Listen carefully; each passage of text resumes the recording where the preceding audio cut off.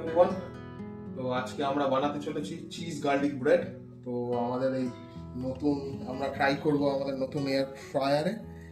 তো এখানে আমরা নিয়ে নিচ্ছি bread, coriander, chopped butter, garlic আর চিজ স্প্রেড। ওর সাথে চিজ স্লাইসও নিয়েছি যদি আপনাদের এক্সট্রা চিজি ফ্লেভার খেতে ভালো লাগে। এখানে আমরা অরিগ্যানো নিয়েছি, চিলি ফ্লেক্স আর ব্ল্যাক পেপার। তো দেখে নিই এবার কীরকমভাবে বানাতে হয় এটাকে। এই প্রথমে বাটারটা নিয়ে নিচ্ছি একটা বোলে। এরপর আমরা নিয়ে নিচ্ছি থেতো করা রসুন। তো আপনারা সেটা কম বেশি আপনাদের আন্দাজ মতন নিতে পারেন।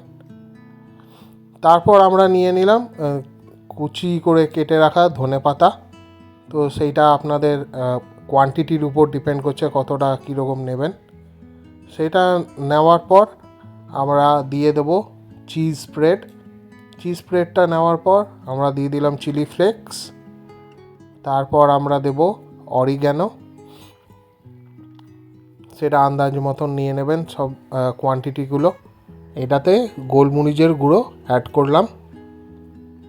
দেন আমরা এটাকে ভালো করে মিক্স করে নেব।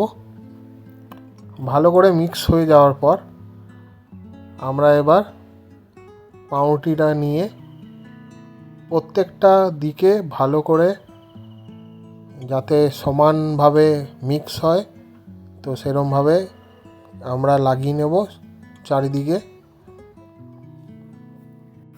এখানে আমরা ব্রাউন ব্রেড নিয়েছি, তোমরা চাইলে হোয়াইট ব্রেড বা মাল্টি হুইট গ্রেন যেরকমই তোমাদের পছন্দ সেরকম তোমরা ব্রেডটা নিতে পারো। এখানে এক এক করে আমরা ব্রেডে এই মিক্সচার লাগিয়ে দেন আমরা এটাকে চিজগুলোকে আমরা হাফ করে নিয়ে প্রত্যেকটা ব্রেডের উপর দিয়ে দেন আমরা এটাকে এয়ার ফ্রায়ারে দিয়ে দেবো। আমরা এখানে হাফ করে চিজ দিয়েছিলাম, তোমরা চাইলে ফুল দিতে পারো।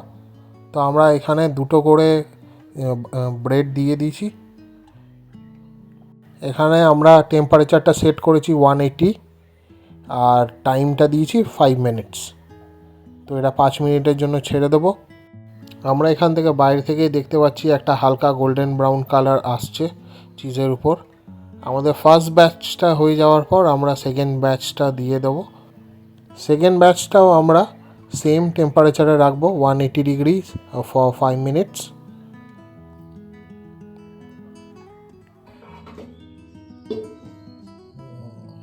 Smells good.